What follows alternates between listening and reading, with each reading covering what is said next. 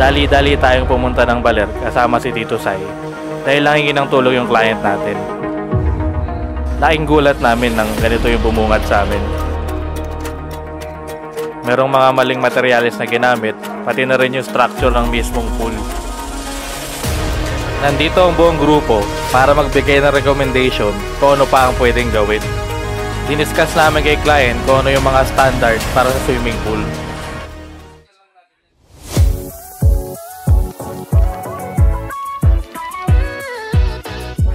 Sa mga nagpapagawa ng swimming pool dyan, huwag na kayong matakot dahil lang dito ang Tito Sai Pool Guy para tulungan kayo. Dito, kasama ang client at ang bago kontraktor niya, dinidiscuss namin kung ano pa yung pwedeng gawing remedyo para walang sakit ng ulo yung swimming pool niya.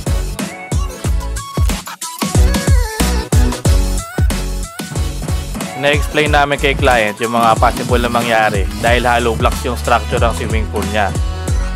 So, nirecommend namin na wag nang tanggalin yung hollow blocks na structure dahil ito naman yung tama, gagamitin mong pang forma yung hollow blocks tapos tsaka ka magbubuhos. So, dito naglalagay na kami ng markings namin kung saan ilalagay yung mga abang para sa return tsaka sa vacuum.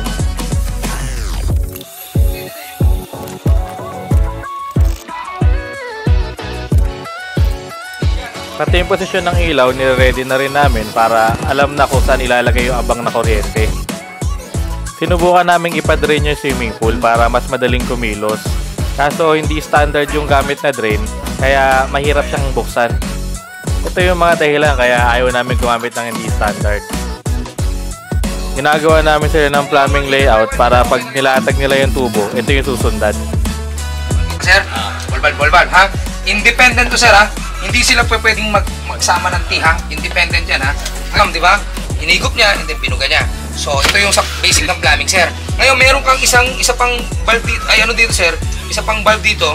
Ito naman yung backwash. Yung lalagay nyo. Leak plug. Mamaya, i-demo sa inyo ni John kung paano gagawin doon. Lahat ng corner, sir. Lahat ng mga pantugtungan, lilik plug yun. Papahiran nyo ng leak plug yun. So, ito yung mga valves namin. Ngayon, itong valves namin, sir, pag ito nagkakaproblema, ayan lang, ganun lang kasimple ito. Patente lang. Hindi yan inalalagari. Ito lang ang papalitan mo. Tatawag lang si ma'am sa akin, sir, nasira to, nabali nung magaling kong tao eh. Ito lang pinapalitan. Mabilis lang to. Hindi mo kailangang lagariin kasi patente siya. So, halos lahat ng fittings namin patente. Threaded lahat. So, madali silang kalasin. Ito namin. Ay, mga boys natin, no? Lalagari. I-demo natin kung paano i-nakabit yung mga PVC natin. Yan ang pa-swimming pool. Actually, ma'am, mga fittings po natin, meron niyang gomang kasama. Kaya hindi mo na kailangan mag-epoxy. Ngayon, ito yung ipapasok mo ro. Pag nabutas mo na to, yan yung mga ano yan. Pare-pares na naman yan, ganito gagawin namin. Kasi papasok mo yan doon.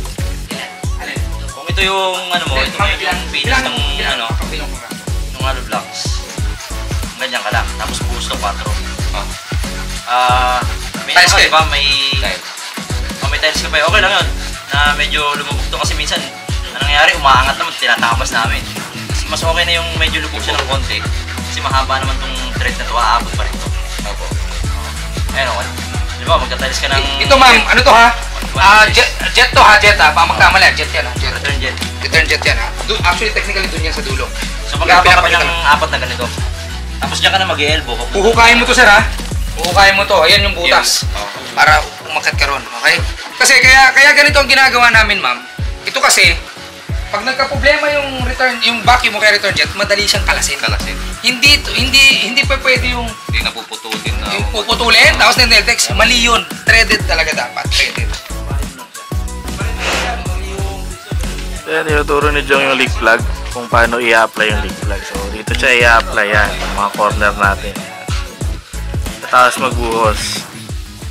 So ito, dinedemo na natin yung mga equipment na in-order sa atin.